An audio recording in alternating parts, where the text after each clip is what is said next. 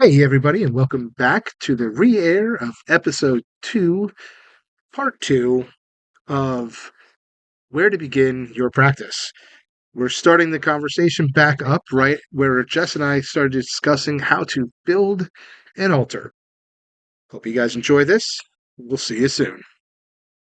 The next thing that a lot of people want to get into is going to be Building an altar. building an altar and their initial tools.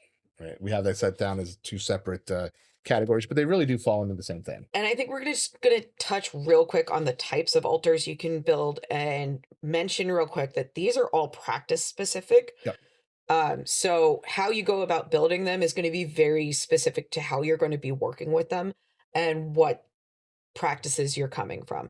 So you can have an ancestor altar, which is a altar to your ancestors. It's exactly what it sounds like. You can have a working altar. This is where you would have your tools and your ingredients that you regularly use for your practice. Hopefully in a space that you actually have a little bit of room to work in.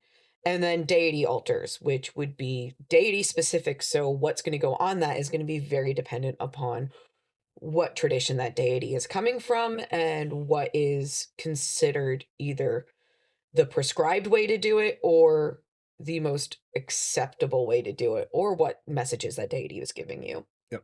And then the last one that we kind of went into is going to be, we've already said they're practice specific, but we're looking at practices that are, you know, almost like religion based. So like voodoo will have a very specific way of setting up their altars. Santeria, Ifa, Wicca, they all have very specific altars that you should or shouldn't have or do in very, very, very specific ways. So that's kind of like the fourth category. That's that like ultra specific.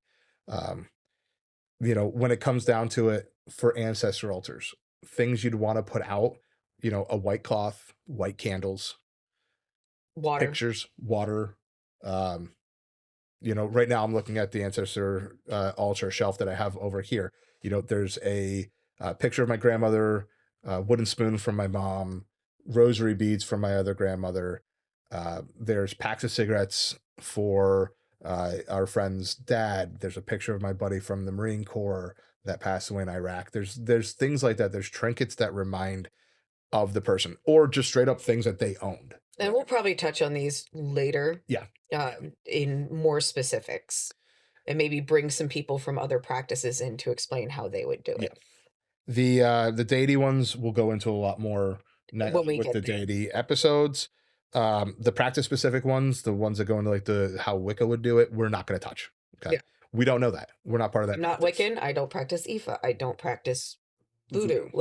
So we don't practice business speaking on those. And these are closed practices or initiation based practices that are very, very specific. So I'm not even going to pretend to tell you how. As far as your working altar, that we can talk on. And that's what we're going to be getting into with, types of tools and things that you'll want around the house to have on your altar. Yeah. Okay. For example, in our house, we use a big, like China hutch that we got from a friend that we just started. Like, this is perfect. We can put some of our crystals here. We can put our cauldron here. Like, we can put everything we need to get a working done right here and have a space to work from. Yep.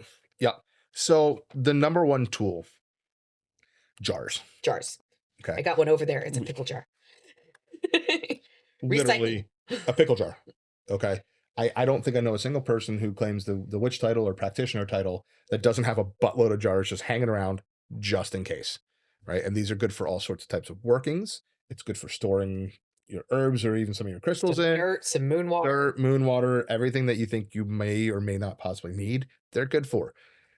You'll be surprised at how many jars you go through in a month or a year. This collection is going to get real big, real fast. All right. To a point that you're going to look at it and be like, oh, crap. There's going to be once in a while that you're like, all right, I need to get rid of some jars. Right. So jars, so useful, and everybody already has them for the most part. Right. All right. So some of the stuff we want to look at, we're going to look at heat safe items, right? For offering bowls, for cauldrons, an abalone shell, candle holders, incense burners. There's a lot of things you'll do that's going to require fire, right? Even if it's just smoke. Even if it's, burning herbs to cleanse. If it's lighting incense, like, for the love of all the gods, holy and profane, practice fire safety. For fuck's sake, practice fire safety. The amount of people who will like leave a paper label on a candle and be like, well, it started burning. I'm like, yes, because you're an idiot. Like, It amazes me that we still have to put on our candle labels. please remove practice label fire before safety. lighting, practice fire safety. Make sure when you're lighting candles that they're not in a space they're going to get knocked over by a cat or blown over by the wind. You know, like, fire is real. Yep. And fires in your house are real dangers. So please, please, please, please, please be safe. So looking at, I got a whole bunch of tools over here. So we'll kind of We're going pick to them try off the to couch, show them to you real quick, and go over this stuff. So these are all different types of incense burners, right? You have your basic wooden one. This stores and holds. This one will have space in the middle here for cones. cone incense, but then also has holes in it for stick. So there's a whole sorts of difference for them, right? We mentioned offering bowls. So offering bowls do tend to be, of any material. So we have brass and bone or horn, sorry. But then also, because we said fire safe, there's other ones that we can use. Stuff like this little guy here, right? This is great for little offerings. It's also cast iron, so it's good for burning and heat. A cauldron is going to be something that you're going to want on your altar. They come in various sizes and ranges. This is just one prime example. But we also want to look at things that we can use in multiple forms. So another tool that's going to be important to your practice is going to be a mortar pestle, right? They come in wide variety of stuff. So we have this one here, which is soapstone. No, that one's fossilized coral. Oh, sorry, fossilized coral. Soapstone is another common one you'll see. But then we also have ones that are like this little guy. It is, it's cast iron. Comes with a little pestle. You can use it as a cauldron. It's a mortar pestle. It's a cauldron. It's an offering bowl. They can get all shapes and sizes. Another one, much bigger. This is the exact type that we use for pretty much all of our workings here at the shop, right? You need to pound something heavy with it. You need to powder up a crystal. Boom, it's perfect, right? It's wonderful. It's also cast iron, so it's going to be fireproof. It can work in a lot of different ways. I keep kind of harping on this and keep going back to it, but things are expensive. Make sure, where you can save a dime or two so that you can eventually afford that giant quartz crystal that's $200 on the shelf. Find yourself a tool that is going to be multi-purpose. Also, don't be afraid to look into thrift stores. Mm-hmm. Antique stores. I got my cauldron from an antique store in Asheville, North Carolina for like $30 or $40, and it's massive. Like, that cauldron, brand new, at a metaphysical store like this would probably be $100 easily. So, look around, do some little treasure hunting excursions. Other things you're going to want incense. Incense is great for a lot of different reasons. Sometimes it's just setting the mood. It can also be valuable for the practice itself. Frankincense and myrrh, really great example of it. You can use it to cleanse. We have one that's sweetgrass, cedar, and sage. Sage and cedar are really great cleansers. Sweetgrass, a little on the different sides, but that helps pull in the ancestors and the spirits or the energies that you would want around. So you're cleansing and attracting. Different scents can be used as offerings. I mean, let's say you have an ancestor altar that your mom's on and she really liked roses. Well, get a rose incense.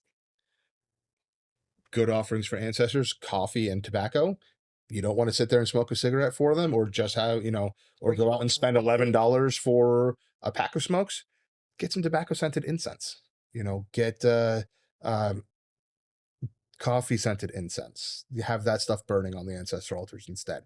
So there's ways that you can incorporate incense into it. We also sell a couple types of house-made incenses that are have intention to it, right? So it's a bunch of herbs along with an igniter, so it keeps itself burning, some resin to keep everything sticky together so that it all kind of works as one. And the herb base to those incenses have intentions. There's protective, there's attractive, there's a whole lot of properties that can go into it.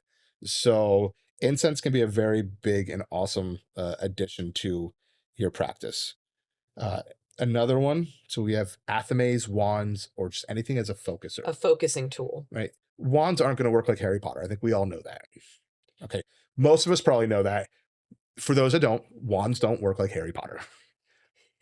But they are good for focusing your energy, directing your energy, and giving you a focal point for what you're doing. Yep. And athames can do the same. Athames are just like little daggers or knives, right? Some, no, not always little. Some of them can get quite big and ornamental. And if you get sharp ones, you can use them to cut stuff. Exactly. Now, you don't want to get so sharp that you're going to end up cutting your damn finger off. But, you know, if you have it where when you need to chop down some herbs to go into your working, or if you need like the flat side to, you know, if you needed to help break up even some resins or roots or anything that needs to be made smaller and be cut, now you have it. Again, we're using tools in multiple ways because athames can also be used as focusers and focal points. Okay. A journal is a really great tool. It's one that I'm terrible at. But, you know, that includes things like my urban crystal binder. It includes things like this tarot journal where I write down like my readings when it's something that I really want to remember. My outline for the podcast. If a spell or a working or whatever you want to call it works for you, chances are you're going to want to use it again. So have a spot to write that down. Write it down. A lot of people are going to call that a grimoire. Cool. You want to call it just journaling? Cool. These are all words that are up to you on how you want to use it, but it's a great way to remember everything and be able to use it again in the future. Two last things kind of to touch in on the two tools and then another lecture. The first is going to be your candles. So candles are just, they're so useful. Okay. And they come, especially if you want to go with just like the little chime candles, right? They come in multiple colors. You know, does color necessarily have to come into play for your practice? Not necessarily. And white candles can basically be programmed for whatever you want. So white's always a good bet. And you can buy a pack of like white tea lights at the dollar store for nothing. So white is, it's the clear quartz of the candle world and the colors. It's programmable. Now, a lot of people are going to go along with different colors for the candles. To a degree, so do we. You know, we are fortunate enough to have a candle maker here in the shop, and we do refer to the proper colors that go along with it. At the same time, and if I'm doing just a quick little spell with the chime candles, am I going to worry too much about the color? Personally, no. No. For me, that's not that big of a part of my practice. But it does help. It's an extra layer of intention. Having to go in and look at what color is best for what is another layer of intention. Mm-hmm. Okay. So we had the candles, and then we have moon water. Now, I'm sure moon water is probably one of the easiest tools you can get into your practice. It's so simple. Take that jar, that recycled pickle jar. You go to your tap and you fill it with water. And then on the full moon, you put it outside or in a windowsill, like you live in an apartment and you don't want to go put it in the, courtyard or whatever. And then you let it charge overnight. And then you go and put it on your altar and voila, moon water. Easy peasy lemon squeezy. And you can use this for cleansing. You can add it to your cleaning products and use it to help cleanse your house. You can water your plants with it. You can water your pets with it. You can drink it. You can drink it. So it's very versatile, very easy and inexpensive to obtain. And I highly recommend using it. You can put it in a spray bottle with some salt. Mm-hmm. And boom, now you have a cleanser. You have a cleanser and a charger all in the same time. Yeah. And the nice thing is the full moon, it's a 3-day cycle. You don't hit it on day 1 or day 2, boom, you still have day We 3 still to got do day it. 3 Okay. because we are all bad at calendars. I get it. If you're stumbling home at night, look up and see, oh crap, it's a full moon, and you're carrying a bottle of water in your hand, Just leave it on the porch when leave it on the porch, chuck it out in the yard. You're good. It is so simple. We do sell it here at the shop. We make it and we sell it. And it was a I feel like you basically are buying the jar. Yeah, it's silly. And Jess was like, no, we shouldn't do that. But, every once in a while you forget to do it. And some people are like, I need this right now. And it's still 2 weeks till the full moon. Exactly. And it's like, all right, shit happens, life happens. And it's because of people like me, because I could never remember when the moon cycle was. Partly because as things progressed, I realized the moon cycle is not part of my process. It's not part of my practice. If and when I do incorporate the moon, a lot of the time it is the new moon, the dark moon, but not always. So, do I still use the moon a touch? Yes. Is it something I overly worry about and think about on a daily basis? No. All right. So there's a little bit of a pause in what we were saying because Jess had to go leave and use the bathroom. I'm only mentioning this because editing that out of the video is going to be new for me. So if there's a notable skip or pause or jump or something weird in it, that's why. I'm still going to leave this part in so everybody knows that you abandoned them for the bathroom. And if you notice, she was bouncing a little bit for there, and I'm like trying to hold her leg down with my leg for a second, like stop. And it kept going. But I'm not editing out this part. I'm going to edit out the part where she had to walk away, and I was like, doo-doo-doo. So okay, that pretty much touches a lot of those beginner tools. The only other thing I will say on it is, again, like the crystals and like the herbs, start small. You don't know how long this is gonna be for you, like how long this is gonna be your life, right? You don't know it's for you until you try it, until you dive into it a little bit. So don't go out and spend every penny you have saved or every cent that is left over from your paycheck on these things. This is why we harp on and say, get multiple use tools. If you need an offering bowl, if you need a burn bowl, if you need a mortar pestle and you need a cauldron, get that mortar pestle that is also a cast iron. It does all of that, right? So instead of spending, easily $100 to $150 for those 4 or 5 items, you're spending $40 for one. You need an offering bowl. Go down to the local thrift store. There's a million little crystal candy dishes left over from great grandma's house that got cleaned out and donated that you can probably get for $2. Yep, 100%. So, you want all those big, fancy, beautiful, and appealing items, get it over time. Yeah, it'll start small and build it up. This isn't a race. It is a marathon. It's nothing that's ever going to finish until you say, I don't want to do this anymore, right? You're always going to be learning. You're always going to be growing your tool collection. You're always going to have something new to need or want. Start small. Okay. Our next thing that we want to talk about today that people ask in on is a huge part of practice is meditation. Just do it. Just do it.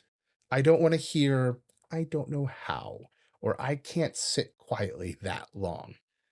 If you can't sit quietly, you need to learn how to, because if you are not letting your brain get out of your own way so that you can get your messages, guess what? You're never going to have the discernment you really need. And I'm not talking sit down right now and meditate for an hour. Not what I'm talking. Start with 5 minutes.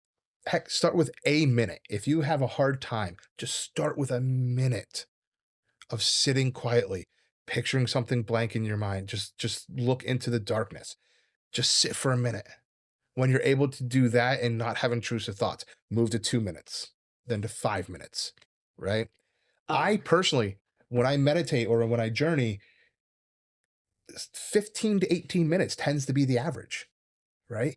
Nobody needs to sit there and meditate for, if you want to and you can meditate for an hour, good on you, dude. That's awesome. I wish I had that time. But time or that bladder control. Yeah.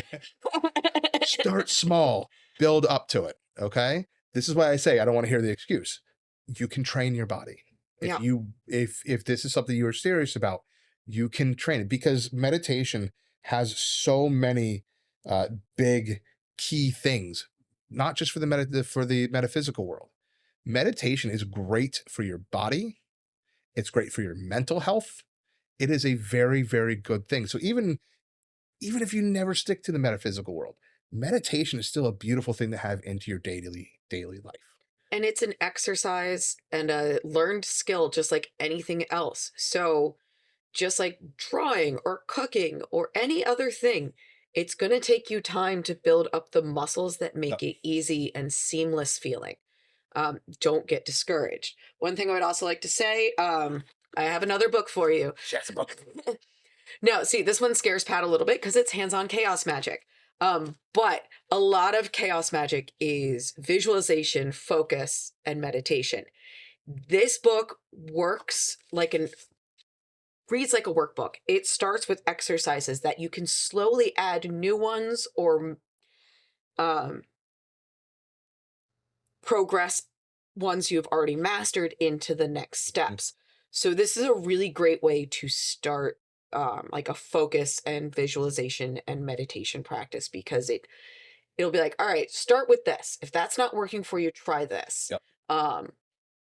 It gives you a couple options and a couple ways to go about it that may help those of you, maybe you have ADHD and it's a little bit harder for you to focus. It gives you different things to focus on so that while you're trying to meditate, you're keeping that really noisy part of your brain busy while you focus on the messages you're supposed to be receiving. So I will say about that book, the second half to it is not necessarily for beginners. But by the time you get to the second half, if you're actually working through this in an appropriate manner, you're not going to be a beginner anymore. Fair.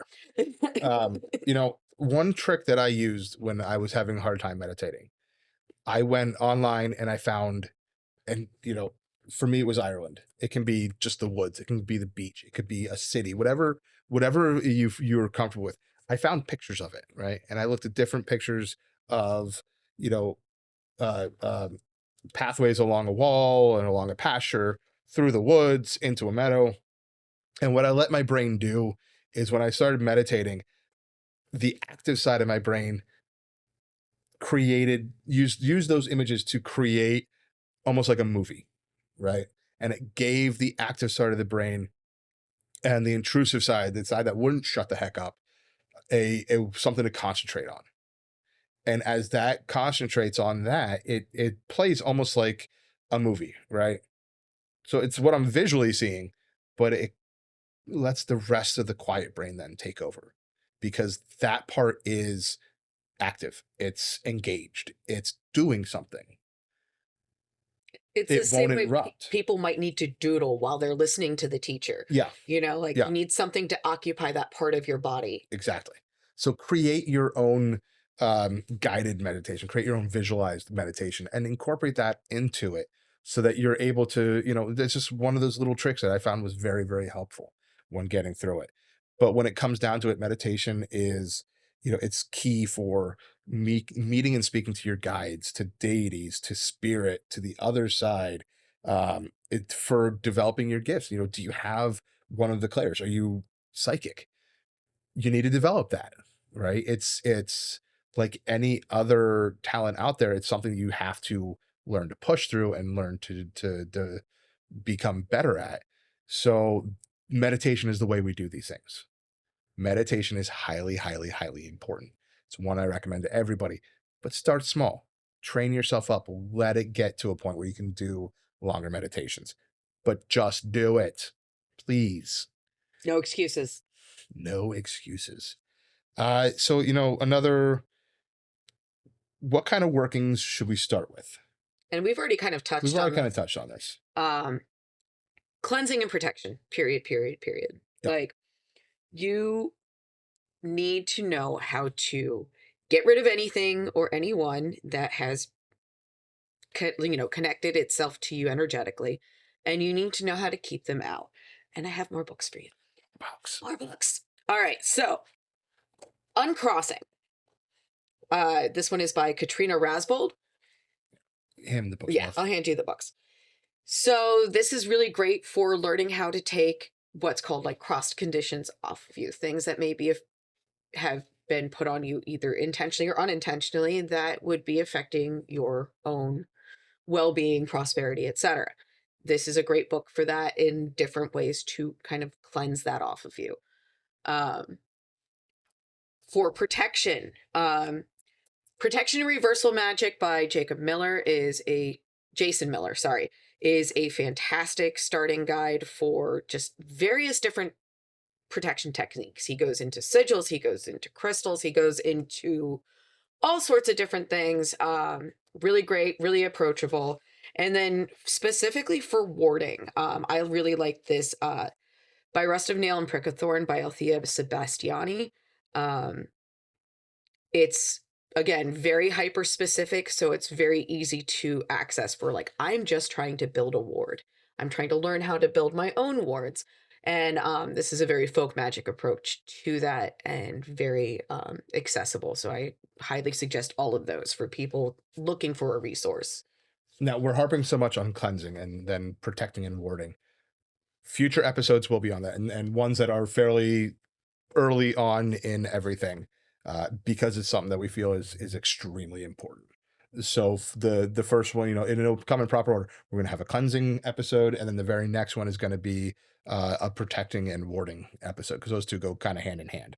So that's coming up big time in the future.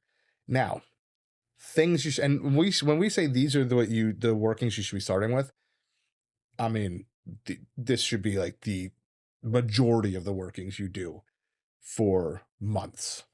It should be the majority of workings you do your entire practice, to be honest. I mean, it's something that always goes on, but I'm saying like exclusively. Yeah. For quite some time, until it's second nature. Yeah. Then move on to something else. Okay. But things you definitely want to avoid when you're first starting your practice. This first one is very difficult to do, and that is, do not do workings and do not do anything when you are emotional. Yes. When emotions are running high, when you're cranky, when you're angry, when you're overly happy, overly joyed, all these things, they all take a part into how everything goes. And if you are scatterbrained, or you are angry to, like, if you're raged or exceptionally sad, you're all over the place, and your working is going to be all over the place. You're going to end up sending things to places you didn't even understand, know, or try. Okay. So wait until you calm down. Wait until you're at a point where you are thinking completely logically, completely free of emotions that take over. That's when you do your workings. And that's not saying not to use the emotions, but you need to be able to use them in an intended way. Yes. You don't want to use them when they're high. You want to remember those emotions and keep them with you, so that when you go to do something, you can use that to fuel it, but it needs to be able to be focused before you do that. The next one, and this is in my outline, it's all bold, uppercase, yelling. So yeah, it's yelling. Love spells. Don't do love spells. I will hunt your newbie ass down. And there's always some little, like, 15-year-old girl who comes in and is like, I want to do a love spell. I'm like, oh, kiddo. They very rarely work the way you intend them to. Yep. They can be dangerous in causing obsession. Yep. They can be dangerous in causing you to hold on to maybe somebody who is abusive or dangerous, which we have seen. Unfortunately. It's one thing if you want to do something to attract a good partner. Let's not get specific. Let's use it to help the universe guide them to us, not necessarily, I need so-and-so in my life. You probably don't. If you need to do a love spell to keep or hold a partner, or acquire that partner, specific partner, you didn't want them in the first place. You didn't need them in the first place. You're essentially trying to impose your will onto somebody. So what you're really kind of doing is you're creating spiritual Stockholm syndrome.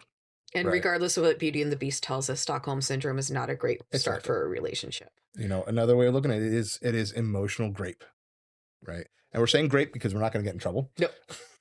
But you're forcing yourself on someone. That's never a good thing to do. And like Jess said, if you have to do that to get the relationship you want, That's not a relationship you need. You also don't know how intense their obsession is going to grow. Mm-hmm. It could be very mild in the aspect of they just over text, overshare, and want to be right next to you all the time. Just extra clingy. Or it can get to a degree where it is literally and physically dangerous. And that's why, when we said we've seen it, unfortunately, that's the way that one went. Yeah. Okay. It is not a good idea, period. Now, if you want to do something to help attract a partner, like Jess was saying, do it more on the general. Think of it as the magical push-up bra. Yeah, it's spiritual makeup. Spiritual makeup. There are good practices and stuff to go with along that. But again, these are things that are getting a little close to the edge of being dangerous or implying will onto others. So these are things that you're going to want and need experience on before you dive into this. Okay. So this is not something for newbies. Love spells, passion, attraction, especially dealing with another person.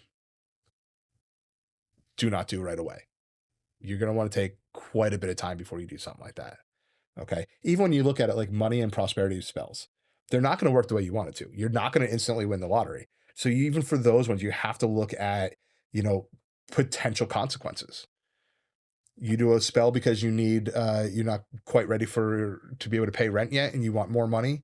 You do a spell, fantastic. Guess what? That means that you are forced into overtime at work for the next week because people aren't showing up or they're calling out sick and you have to stay in work. That's how it really works. You're not going to just magically find money. Every now and then, is it a possibility that find $50? Cool.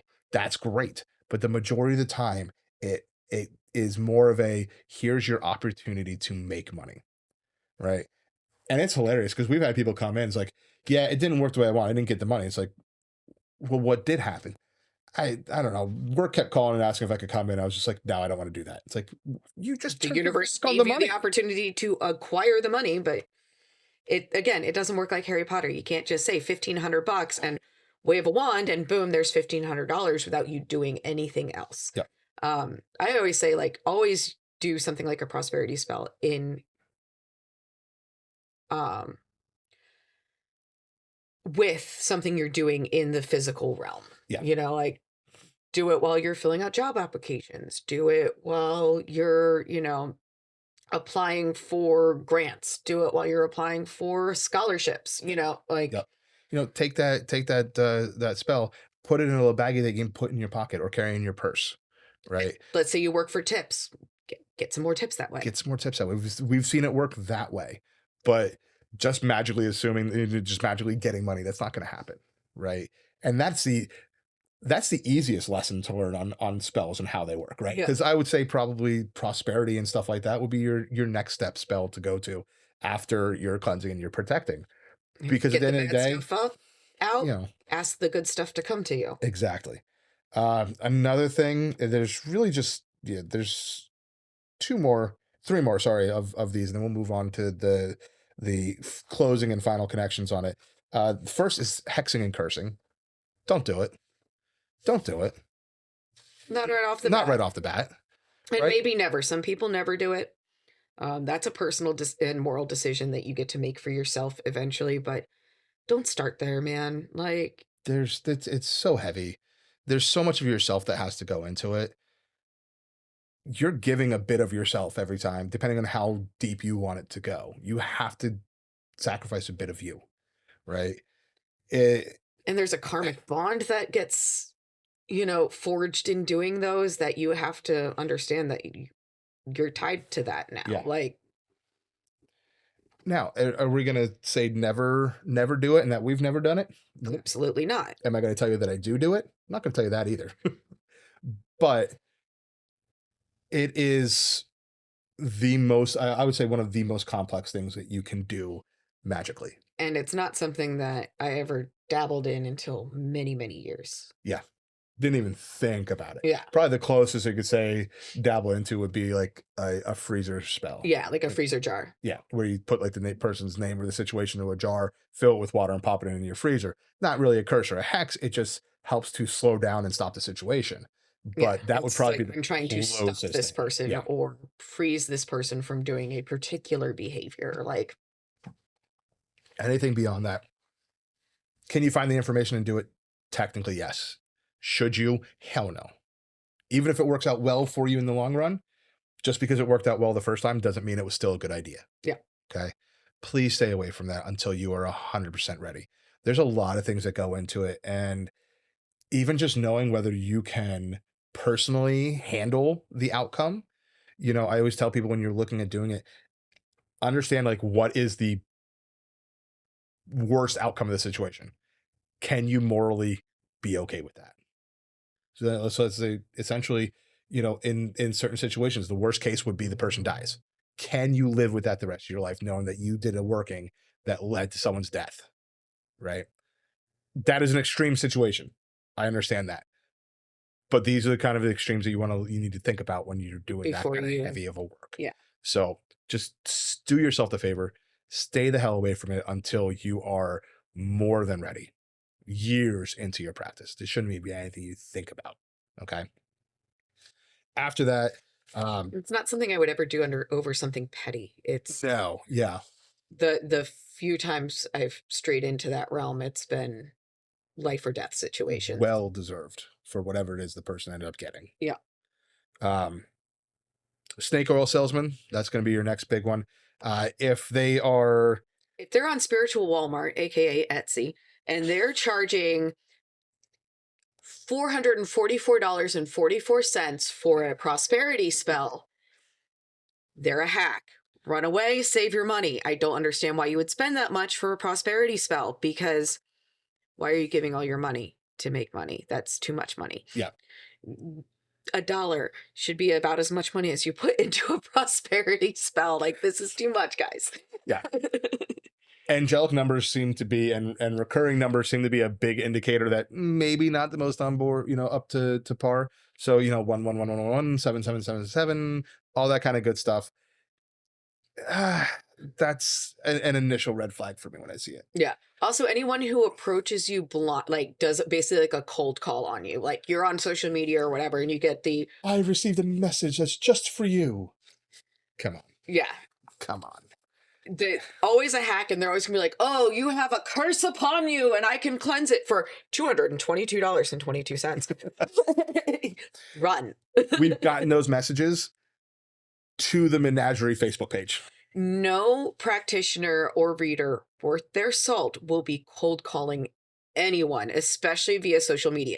And you'll see that, like, one of the things we'll tell you to steer clear of is the University of Witch Talk in a lot of ways. But there are legitimate people on Witch Talk, and they'll even say in their bios, I will never come to you to like solicit a reading or any of that.